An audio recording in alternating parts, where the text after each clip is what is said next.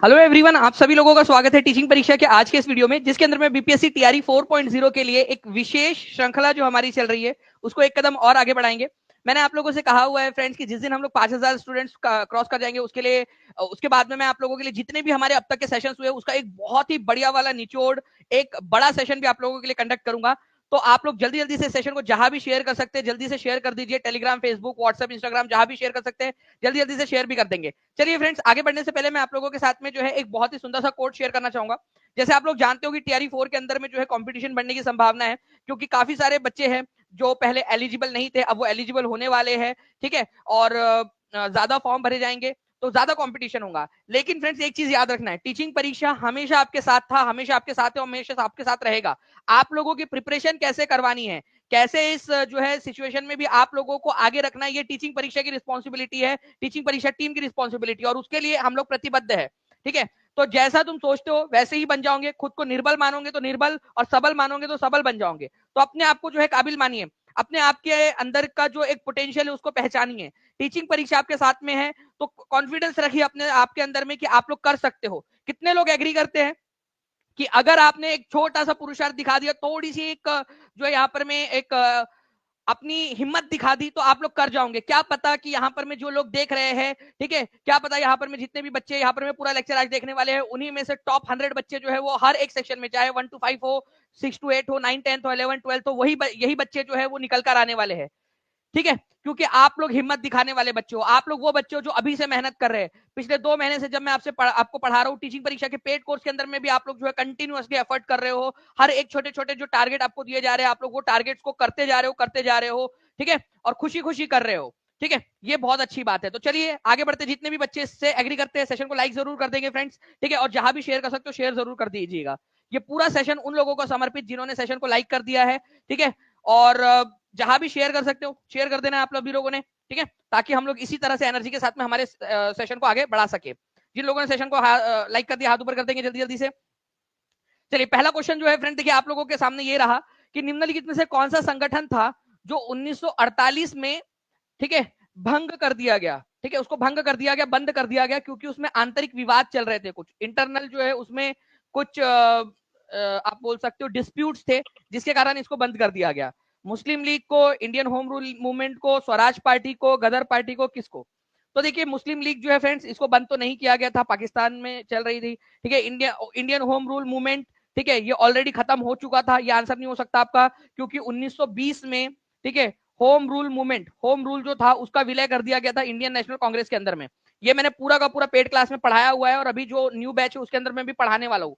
ठीक है, 1916 में होम रूल जो था तिलक ने और एनी बेसेंट ने स्टार्ट किए थे, 1918 में दोनों को मर्ज कर दिया गया आपस में, और फिर बाद में उन दोनों का जो मर्जर था उसको कांग्रेस में मर्ज कर दिया गया। ठीक है, स्वराज पार्टी धीरे धीरे अपने आप ही खत्म हो गई थी। ठीक है, गदर पार्टी जो है फ्रेंड्स इसका जो है औपचारिक रूप से इसको भंग कर दिया गया 1948 के अंदर में। अब मैं गदर पार्टी को थोड़ा सा एक्स्ट्रा की तरफ में लेकर चलूंगा। टीचिंग परीक्षा extra information for extra marks and extra rank आप लोगों की। ठीक है, टीचिंग परीक्षा की एक्स्ट्रा एफर्ट्स आप लोगों के लिए। मैं आपको बता दूं फ्रेंड्स कि गदर पार्टी की स्थापना कब हुई थी, अगर ये क्वेश्चन पूछ लिया जाए तो 1913 के अंदर में इसकी स्थापना हुई थी। कहा हुई थी, ये अक्सर पूछा जाता है, सैन फ्रांसिस्को के अंदर में, सैन फ्रांसिस्को। ठीक है, सिस्को, सैन फ्रांसिस्को यूएसए के अंदर में इसकी स्थापना हुई थी। ठीक है, अब आप लोगों को एक पॉइंट बताना चाहूंगा मैं कि गदर पार्टी जो स्थापित की गई थी, इसके फर्स्ट प्रेसिडेंट कौन थे? फर्स्ट प्रेसिडेंट, वैसे तो कई सारे लोग थे जिन्होंने इसकी स्थापना में साथ दिया था। ठीक है, ठीक है, लाला हरदयाल, सोहन सिंह भाखना वगैरह बहुत सारे लोग थे। सोहन सिंह भाखना जो है फ्रेंड्स आप लोगों ने याद रखना है इसके, ठीक है, पहले अध्यक्ष थे सोहन सिंह भाखना। कई सारे लोग जो है फ्रेंड्स लाला हरदयाल लगा के आ जाते हैं, लाला हरदयाल भी एक इंपॉर्टेंट फैक्टर थे, एक इंपॉर्टेंट व्यक्ति थे, लेकिन पहले अध्यक्ष थे सोहन सिंह भाखना। ठीक है, ये एक याद रखना है आप लोगों ने। इन्होंने गदर नाम से जो है एक अखबार भी निकाला था, ये भी याद रखिएगा आप लोग, गदर नाम से अखबार भी निकाला था एक। ओके, चलिए, तो ये एक इंपॉर्टेंट पॉइंट है आप लोगों का। 1913 में स्थापना हुई और 1948 में इसको भंग कर दिया गया। डायरेक्ट क्वेश्चन भी बन सकता है कि गदर पार्टी को कब भंग किया गया था, तो 1948 के अंदर में भंग किया गया था। लिख दीजिए कमेंट के अंदर में ताकि याद हो जाए। 1000 से ज्यादा आप लोगों ने लाइक कर दिए फ्रेंड्स, बहुत बढ़िया। और अगले क्वेश्चन के अंदर में हम लोग आगे बढ़ते हैं। यहाँ पर मैं चाहूंगा कि आप लोग इसी तरीके से जो है अपना रिस्पॉन्स देते रहेंगे तो मैं एक्स्ट्रा इन्फॉर्मेशन के साथ साथ में भी आप लोगों को पढ़ाता रहूंगा। ठीक है, अब देखिए फ्रेंड्स, एक इंपॉर्टेंट क्वेश्चन बताता हूं आप लोगों को मैं। ठीक है, बिहार के अंदर में ये सीडीपीओ की एग्जाम के अंदर में आया था, बीपीएससी सीडीपीओ की एग्जाम के अंदर में 2018 में, इसीलिए इंपॉर्टेंट हो जाता है। ध्यान से समझिएगा आप लोग। आपको पता है फ्रेंड्स कि हमारे भारत के अंदर में विधवा दहन का जो पहला उल्लेख है वो कहां पर में मिलता है, जिसको सती प्रथा भी कहते हैं। ऐसे हमारे भारत के अंदर में कहीं पे भी लिखित में जो है हमारे ग्रंथों के अंदर में कहीं पे भी नहीं है कि अगर कोई व्यक्ति है, कोई जो है उसकी मृत्यु हो जाए तो उसकी पत्नी को जिंदा जला दिया जाए। कितनी बुरी बात है। कितनी महिलाएं हैं यहाँ पर में, हाथ ऊपर कर दीजिए। अगर आपको चटका भी लग जाए थोड़ा सा, या पुरुष कितने हैं यहाँ पर में वो भी बता दीजिएगा। अगर आपको चटका लग जाए, आपको अगरबत्ती से यहाँ पर में मान लीजिए आपको चटका लगा दिया जाए बहुत सारे, ठीक है, या लाइटर ले आपके लिए, ठीक है, और यहाँ पर में लाइटर से आपका हाथ जला दे तो कैसा लगेगा आप लोगों को?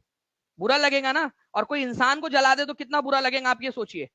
तो विधवा दहन या सती प्रथा कितनी खराब प्रथा थी, अत्याचार था। इसका पहला उल्लेख कहां पर में मिला है हम लोगों को, ये वाली बात पूछी गई है आप लोगों से। ठीक है, तो मैं आपको बताना चाहूंगा फ्रेंड्स कि एरन नाम की एक जगह है, ठीक है, वहां पर मैं आपको भानुगुप्त, गुप्त वंश का एक शासक था भानुगुप्त। वैसे भानुगुप्त के बारे में जो है वो बहुत ज्यादा हम लोगों के बारे हमको जानकारी उपलब्ध नहीं है। ठीक है, मध्य प्रदेश के एरन के अंदर में एक शिलालेख मिला है। ठीक है, तो इसमें हम लोगों को जो है सती प्रथा के बारे में जानकारी मिलती है। ठीक है, ऐसा प्रतीत होता है कि 510 एडी के आसपास का ये पिलर है, उसमें बताया गया है पहली बार सती प्रथा का उल्लेख आप लोगों को मिला, पहली बार सती प्रथा का उल्लेख।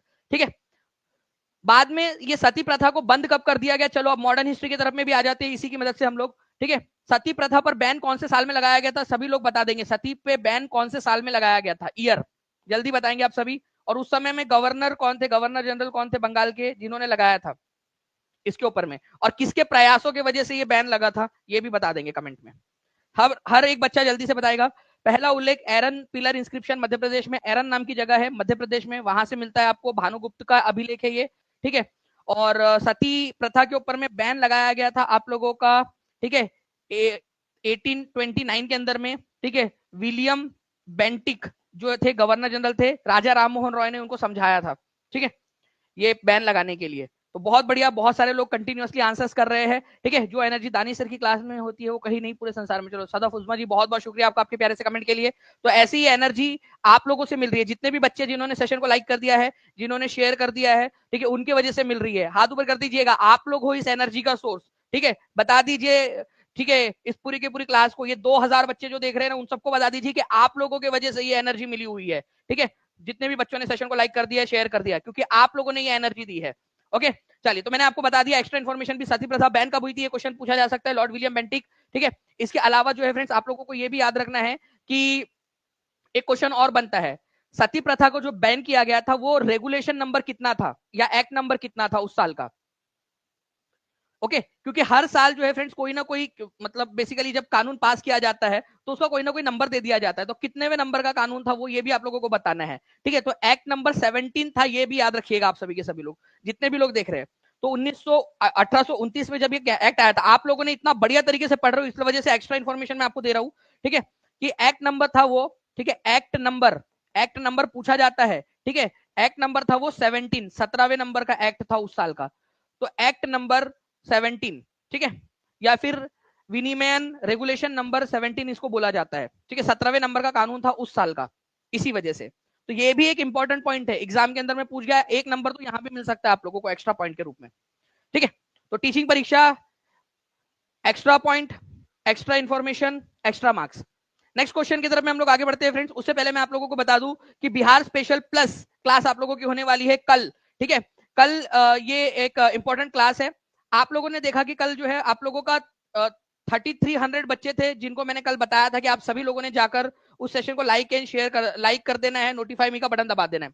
आप लोगों ने देखा कि कितने बच्चों ने उसको लाइक किया है, अब तक 1200 बच्चों ने, कल से लेकर अब तक। ठीक है, आप लोग आज जाइएगा ना, उसके बाद में आप जाकर लिखना वहां पर में, जितना भी नंबर आपको दिखे ना कि कितने बच्चों ने कर दिया है, ठीक है, आप लिखना वहां पर में, आपको समझ में आएगा कि इतने सारे बच्चे देखते हैं लेकिन फेथफुल बच्चे कितने होते हैं, या कितना एक उनको बटन दबाने में कितना आलस आता है, और वो एक्सपेक्ट करते हैं कि उनको हर चीज मिल जाए। ठीक है, अब देखना जाकर आज जब आप इस क्लास के बाद में जाओगे वहां पर में, ठीक है, लाइक करने के लिए, तब आप देखना वहां। ओके, चलिए, अभी नहीं तो कभी नहीं का नामक पुस्तक किसने लिखी? ठीक है, नाउ और नेवर। ठीक है, ये पैम्फलेट किसने लिखा था? ये 63वीं बीपीएससी में पूछा गया प्रश्न है आपका। तो नाउ और नेवर, बताइए जल्दी से, अभी नहीं तो कभी नहीं।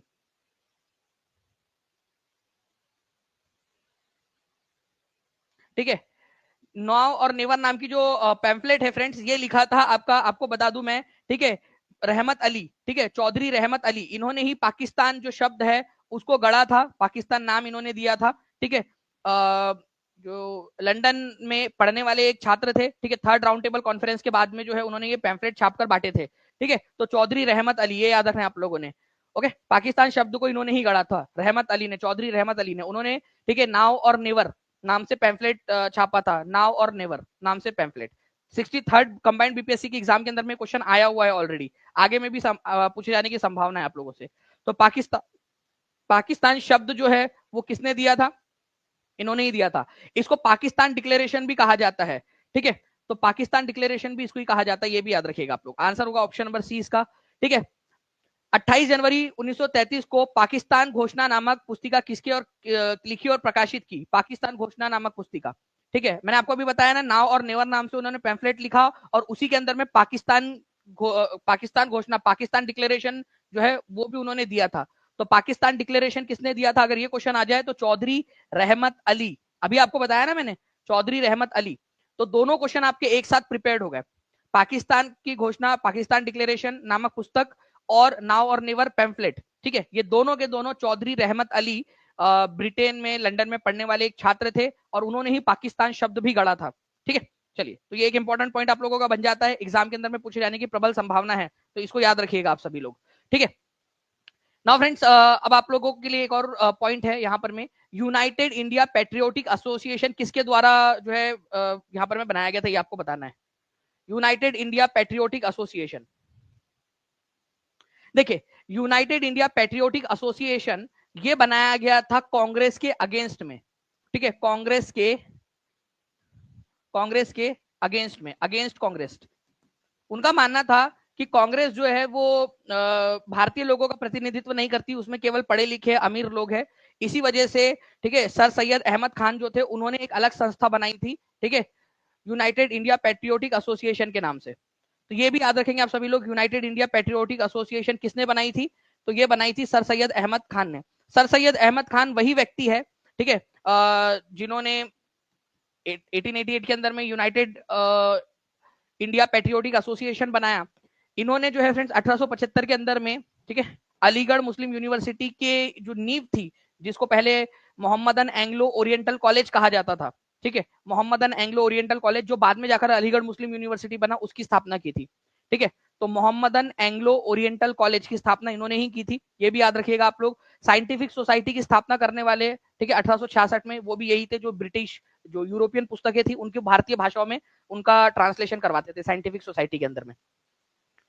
तो कांग्रेस, इंडियन नेशनल कांग्रेस के खिलाफ, ठीक है, यूनाइटेड इंडिया पेट्रियोटिक एसोसिएशन की स्थापना किसने की, ये क्वेश्चन आ जाए तो सर सैयद अहमद खान 1888 के अंदर में की थी। कांग्रेस की स्थापना हुई थी 1885 के अंदर में, 3 साल बाद उन्होंने स्थापना की। कल रात में कितने लोग थे जिन्होंने इंडियन नेशनल कांग्रेस का सेशन जो है देखा है? ठीक है, मजा आ गया था कल रात में एकदम पढ़ के, नाइट के अंदर में, है ना। हम लोगों ने कितनी सारी पॉइंट देखी, कितनी सारी चीजें देखी, और आज भी हम लोग उसी तरीके से जो है फ्रेंड्स जबरदस्त तरीके से पढ़ने वाले हैं। तो जितने भी बच्चे जो अब तक नहीं जुड़े वो जुड़ जाएंगे, और अभी से मजेदार तरीके से पढ़ना स्टार्ट कर दीजिए, कहीं आप पीछे ना रह जाए। ओके, चलिए आगे बढ़ते हम लोग फ्रेंड्स। यहाँ पर में भारतीय राष्ट्रीय कांग्रेस की पूर्वगामी संस्था कौन सी थी? Very very very important question, ठीक है, very very very important question. आपको बताना है कि पूर्वगामी संस्था कौन सी थी, ठीक है, मतलब इंडियन नेशनल कांग्रेस से पहले बनी थी जो। ओके, इंपॉर्टेंट क्वेश्चन है। आपको पता है इसका मर्जर कर दिया गया था बाद में, इंडियन नेशनल कांग्रेस में मर्जर कर दिया गया था, अगर आप लोगों को याद आ रहा हो, ठीक है, तो कल रात में ही पढ़ाया है मैंने। 10 साल बाद इसका मर्जर कर दिया गया था कांग्रेस के अंदर में, हिंट भी दे दिया आप लोगों को, जल्दी बताएंगे। ठीक है, बहुत बढ़िया फ्रेंड्स, आपके आंसर आ रहे हैं इंडियन एसोसिएशन। अब पूरी की पूरी जानकारी हम लोग यहाँ पर में जो है करते हैं इसका पोस्टमार्टम। ठीक है, ध्यान से समझिएगा आप सभी के सभी लोग। ठीक है, इंडियन एसोसिएशन उसकी पूर्वगामी संस्था थी, मतलब उससे पहले की संस्था। ठीक है, इंडियन एसोसिएशन की बात करूं अगर मैं आप लोगों से, तो इसकी स्थापना 1876 के अंदर में की गई थी सुरेंद्रनाथ बैनर्जी और, ठीक है, आनंद मोहन बोस के द्वारा, आनंद मोहन बोस और सुरेंद्रनाथ बैनर्जी के द्वारा। इंडियन एसोसिएशन को जो है फ्रेंड्स इंडियन नेशनल कांग्रेस में मर्ज कर लिया गया था 1886 के अंदर में। 1886 का जो सेशन था वो कलकत्ता में हुआ था, दादा भाई नौरोजी ने उसकी अध्यक्षता की थी। 1886 के सेशन में ही वो लॉर्ड डफरिन जो था उसने गार्डन डिनर पे बुलाया था कांग्रेस के जो लोग थे उन लोगों को। ये सारी चीजें हमने कल रात में देखी है, ठीक है। तो इंडियन एसोसिएशन ये उसकी पूर्ववर्ती संस्था थी। आपको कल रात में ही मैंने बताया है, इंडियन नेशनल कांग्रेस स्टार्ट करने के तुरंत पहले मैंने इंडियन एसोसिएशन के बारे में पढ़ाया आपको कि ये एक संस्था थी जो बाद में कांग्रेस में भी विलीन हो गई। और बीपीएससी ने 2016 के अपने ऑफिशियल आंसर की के अंदर में भी आंसर को बी ही माना है, ये याद रखिएगा आप लोग, ठीक है। ऑफिशियल आंसर की के अंदर में बीपीएससी ने भी इसका आंसर बी माना है, ये याद रख लीजिएगा आप लोग, ओके। तो ये आप लोगों का आंसर हो जाएगा। इंडियन एसोसिएशन की स्थापना, ठीक है, आनंद मोहन बोस सुरेंद्रनाथ बैनर्जी ने की थी, ये भी याद रखेंगे आप लोग। जितने भी बच्चे हैं कल 1 बजे का अलार्म लगा लेंगे हर कोई बच्चा, ठीक है, हर कोई बच्चा 1 बजे का अलार्म लगा लीजिए। कल आप लोगों के लिए ये सारी की सारी चीजें, ठीक है, जीके आप लोगों को टेस्ट भी मिलने वाली है उसके तुरंत बाद, जो बच्चा लाइव देखेगा उसको टेस्ट भी मिलने वाली है, तो टेस्ट के लिए भी तैयार रहिएगा आप सभी के सभी लोग, ठीक है।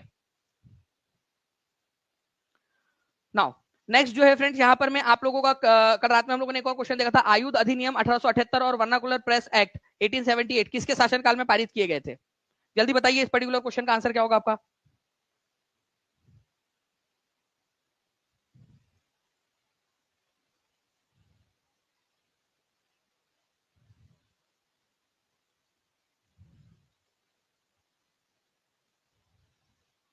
देखिए, अगर हम लोग बात करेंगे फ्रेंड्स, यहाँ पर मैं आयुध अधिनियम 1878 और वर्नाकुलर प्रेस अधिनियम 1878 किसके शासनकाल में पारित किए गए थे, तो वो था लॉर्ड लिटन। आपको पता है ना, हम लोगों ने कल बात की थी, ठीक है, कि लॉर्ड लिटन, अगर आप लोगों को कहीं पे भी जितने भी लोग नर्क में जाने वाले हो आप लोगों में से, ठीक है, अगर लॉर्ड लिटन या लॉर्ड कर्जन दोनों आपको नर्क में ही मिलेंगे, ठीक है, मतलब मैं तो स्वर्ग में जाऊंगा, मेरे को तो मिलने नहीं वाले वो लोग अभी, ठीक है। आप मतलब जितने भी लोग जो है नर्क में जाने वाले होंगे उन लोगों को बता दूं कि लॉर्ड लिटन और लॉर्ड कर्जन ये बहुत खराब लोग थे, ठीक है। अगर आप लोगों को मिले तो सबसे पहले तो उनको जो है पटक पटक के पहले धो देना उन लोगों को आप लोग, ठीक है।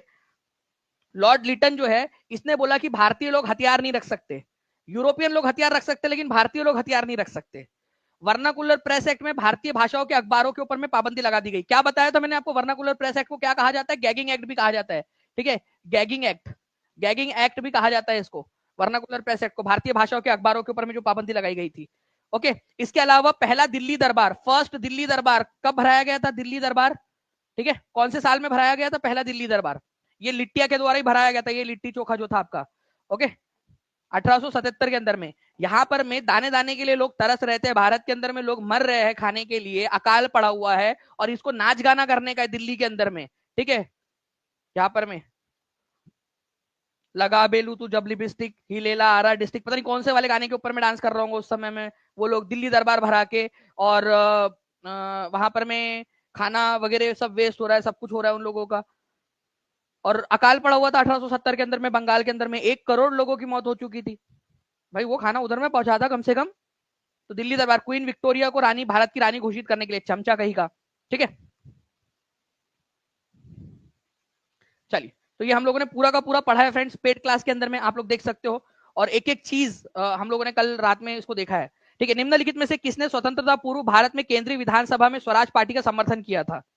ठीक है, देखिए, आपको पता है फ्रेंड कि स्वराज पार्टी का गठन कब हुआ था? कल रात में आपको लास्ट लास्ट में मैंने बताया था स्वराज पार्टी के बारे में, ठीक है। जैसे रूठे फूफा जी हो जाते हैं ना आप लोगों के घर में, वैसे ही थे हमारे चित्तरंजन दास जी, ठीक है।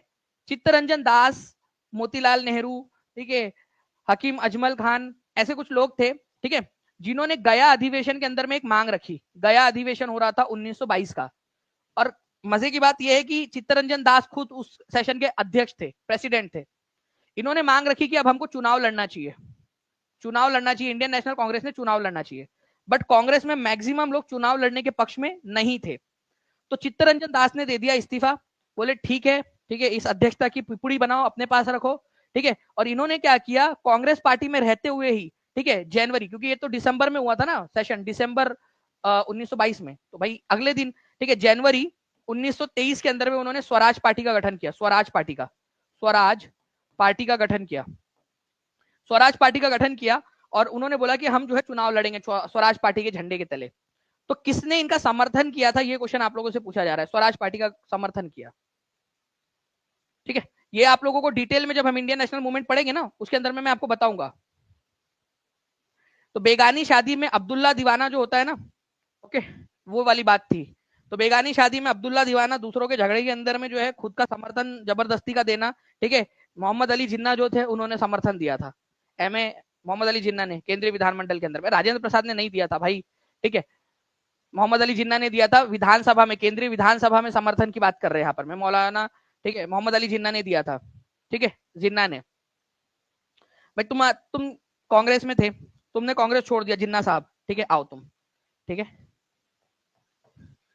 ये तुम हो, ठीक है। जब यहां पर मैं, तुम कांग्रेस छोड़ चुके, कांग्रेस में थे एक समय में भाई हो, ठीक है, कांग्रेस में थे एक समय में, तुमने कांग्रेस छोड़ दी। अब कांग्रेस में क्या हो रहा क्या नहीं हो रहा तुमको क्या पड़ी है, तुम मतलब क्या भड़काना चाहते हो, ठीक है। तुम ननद हो, छोटी बहू बड़ी बहू के बीच में जो है यहाँ पर में तुम झगड़े कराना चाहते हो, ये यहाँ पर में स्वराज वाले, भाई हमारे घर का झगड़ा हम लोग देख लेंगे, ठीक है, आपस में झगड़ेंगे वो आपस में मिल जाएंगे। मतलब तुम जो है स्वराज पार्टी वाले लोगों को बोल करके हाँ तुमने सही किया करके तुम मतलब और उकसाना चाहते हो, उन लोगों को अलग करना चाहते हो कांग्रेस से, ये तुम्हारे संस्कार है, ठीक है। बताओ तुम्हारे मम्मी पापा को ये बात, ठीक है। तो ये भड़का रहे थे बेसिकली।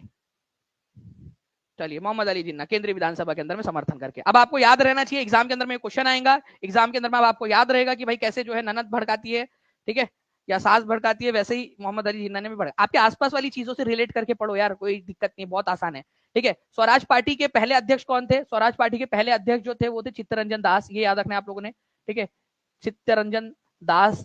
और इसके पहले जो जनरल सेक्रेटरी थे, कल रात में ही बताया मैंने आपको, जनरल सेक्रेटरी थे आपके मोतीलाल नेहरू, मोतीलाल नेहरू।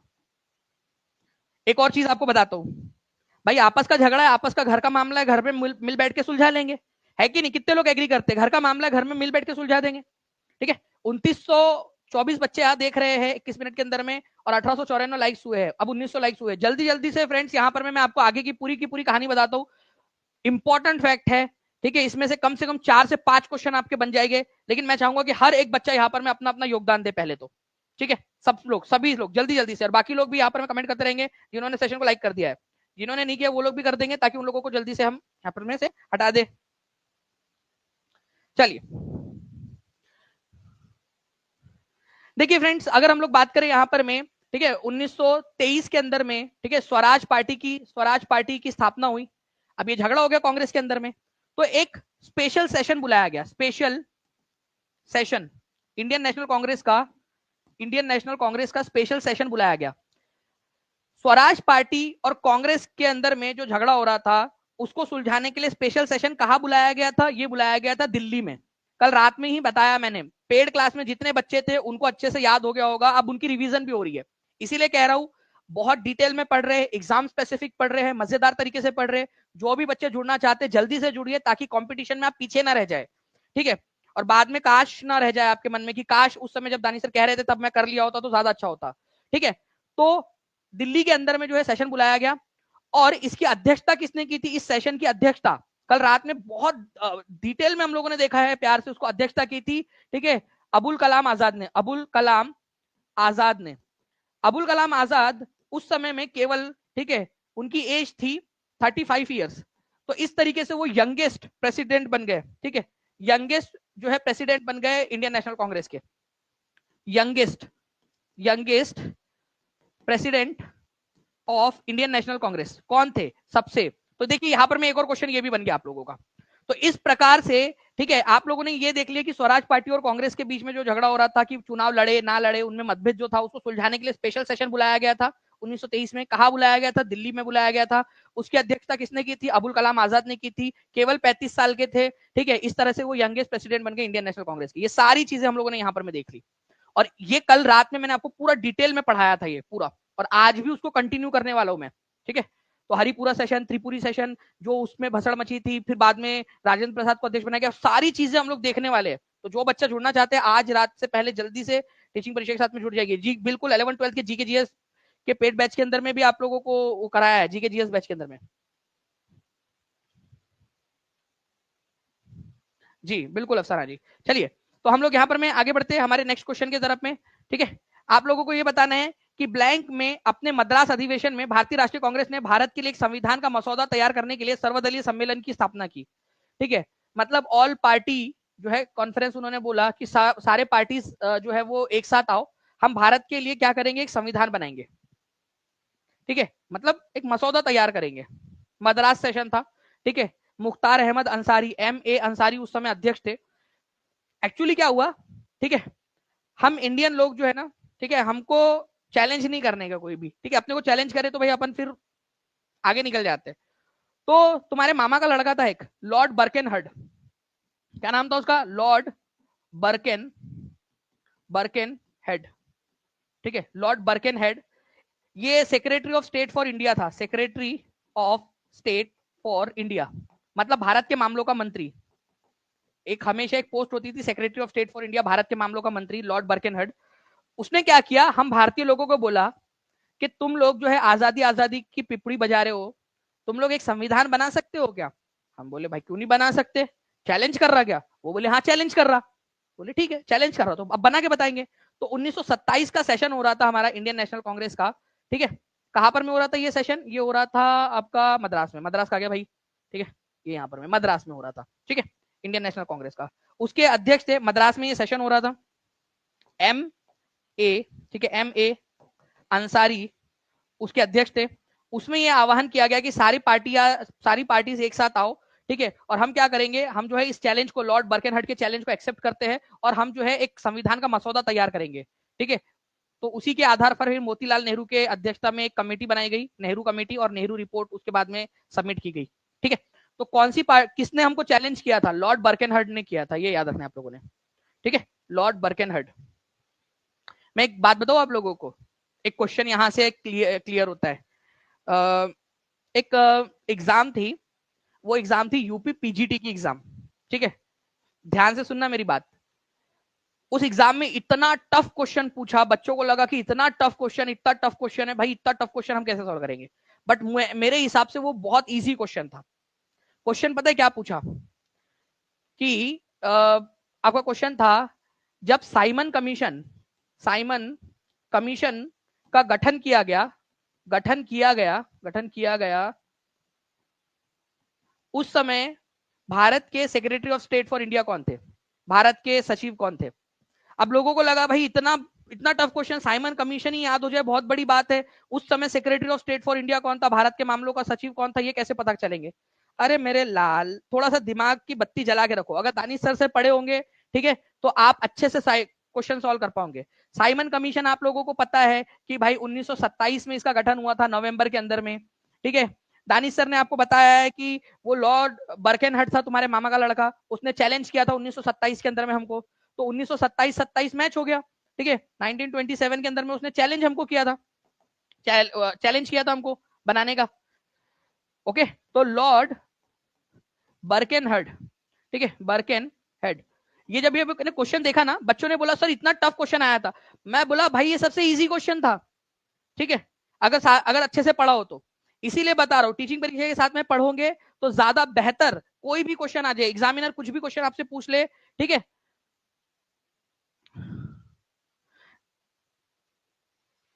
हाँ बिल्कुल, आप पेमेंट दूसरे के फोन से करना चाहते हो, कोर्स लेना है, सौम्या जर्नी जी हो जाएगा। आप जो है ना नीचे में जो नंबर चल रहा है उस पर कॉल या व्हाट्सएप कर दीजिए, अगर कॉल ना लगे तो व्हाट्सएप कर दीजिएगा, टीम आपकी मदद कर देंगी। ठीक है, आप पेमेंट किसी भी फोन से कर सकते हो, अलग से भी। ठीक है, बस जो नंबर डालोगे वहां पर में वो अपना डालना जिस नंबर से आपने पढ़ाई करनी है। ठीक है, क्योंकि हजारों बच्चे टीचिंग परीक्षा के साथ में जुड़ रहे हैं, उनको पता है कि टीचिंग परीक्षा मतलब सफलता की गारंटी है, टीचिंग परीक्षा है तो सिलेक्शन के साथ में रैंक भी है, कहीं आप लोग पीछे ना रह जाए वो देख लीजिएगा आप लोग। ठीक है, चलिए, तो ये मैंने आप लोगों को बता दिया फ्रेंड्स, पूरा का पूरा। साइमन कमीशन का गठन कब हुआ था, एक नंबर का क्वेश्चन तो यहाँ भी बन जाएगा आप लोगों का, नवंबर 1927 के अंदर में जब इसका गठन किया गया, उस समय में भारत के secretary of state for India कौन थे, लॉर्ड बर्केनहर्ड थे। ठीक है, हमारे को भारत में संविधान बनाने का चैलेंज किसने दिया था, ये बरकू नहीं दिया था। ठीक है, ये याद रखना आप लोगों ने। ठीक है, लॉर्ड बर्केनहर्ड ने। तो जल्दी जल्दी से सेशन को लाइक भी करते रहेंगे, 2400 लाइक्स हो चुके हैं, 3200 से ज्यादा बच्चे देख रहे हैं। ठीक है, अगर आप चाहते हो कि इसी तरीके के सेशंस आप लोगों के लिए और भी लिए जाए, और आज रात में भी आप लोगों का जो है इंडियन नेशनल मूवमेंट को हम लोग कंटिन्यू करने वाले हैं। आप अपने दोस्तों को जहां भी आप लोग सजेस्ट करना चाहते हो उनको भी बोल सकते हैं कि जल्दी से पढ़ाई शुरू कर दीजिए। ठीक है, और जो बच्चे KVS DSSS के लिए पढ़ना चाहते हैं वो लोग भी जुड़ सकते हैं, ताकि आप लोग और ज्यादा अच्छे से जो है पढ़ाई कर सके। एनआईओएस के जो बच्चे हैं, ठीक है, एनआईओएस के लिए जो लोग तैयारी, एनआईओएस जिन्होंने किया है और आप तैयारी कर रहे हैं, ठीक है, उनके लिए भी एक अच्छा मौका है। तो आप लोग भी अच्छे से करिए, ठीक है, मेहनत करिए, आगे बढ़िए।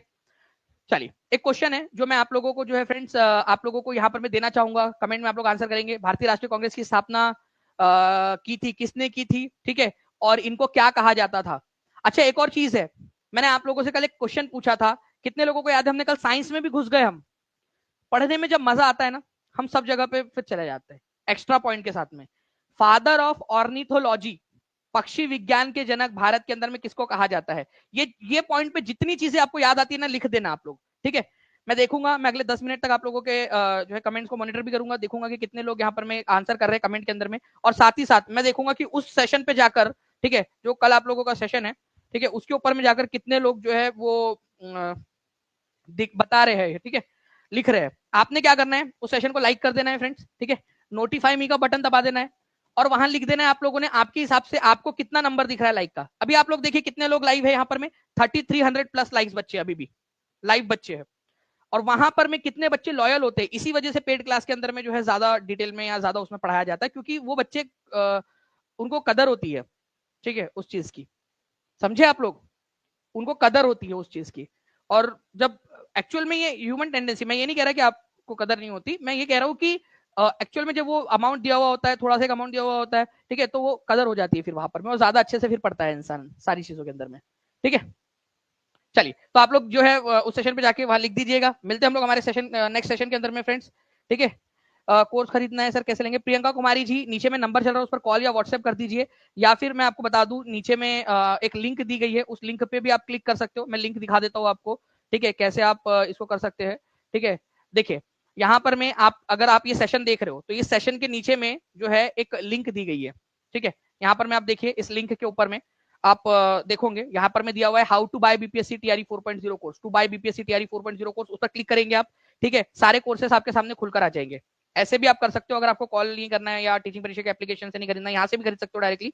उसमें से जो भी कोर्स चाहिए आपको, उस पर क्लिक करिए, ठीक है। अभी डिस्काउंट ऑफर चल रहा है आप लोगों का, तो इससे भी कम प्राइस में आपको मिल जाएगा। अभी जो प्राइस आपको दिख रहा है उससे भी कम में मिल रहा है, ठीक है, लिमिटेड टाइम ऑफर के लिए। तो आपको बाय नाउ करना है, ठीक है। आप इस डिटेल को भरोगे, जैसे आपने इस डिटेल को भरा, ठीक है, आपके सामने यहाँ पर में आ जाएगा बाय नाउ का ऑप्शन। जैसे ही आपने बाय नाउ किया, ठीक है, आप चले जाओगे पेमेंट गेटवे पे। आप यहां से किसी भी तरीके से पेमेंट कर दीजिए, जैसे भी आपने करना है, यूपीआई के थ्रू, कार्ड के थ्रू, जो भी करना है आपने, पेमेंट कर दिया आप लोगों ने, आपका पेमेंट सक्सेसफुल हो गया। जैसे ही पेमेंट सक्सेसफुल होगा, आपके अकाउंट में कोर्स ऐड और आपकी पढ़ाई शुरू। बस इतना आसान है, आप लोगों ने इतना आसानी से करना है। ओके, चलो, thank you very much friends, मिलते हैं हमारे नेक्स्ट क्लास में, तब तक के लिए take care and bye, God bless you all, thank you. आप लोग लिख दीजिएगा वहां पर में जाकर जरूर कि कितने लाइक्स हुए हैं, आप लोगों को समझ में भी आ जाएगा। Thank you, bye. कल रात का आईएनएम सेशन बहुत अच्छा था, thank you very much, thank you.